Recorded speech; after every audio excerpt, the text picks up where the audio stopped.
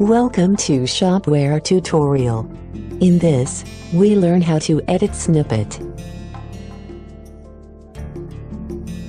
Log into the backend, go to configuration then snippets. Now search for the snippet you want to edit. Click on the globe to edit in multi-language.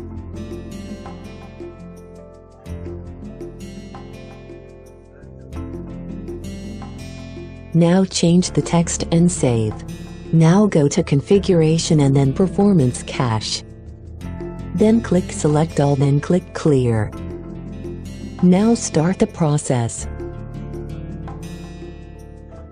Changes are made. Now go to the shop. Refresh the page to see the changes. Thanks for watching. For more updates and Shopware video tutorials, please subscribe to our channel. And also do not forget to press the bell icon, so that you never miss our upcoming videos.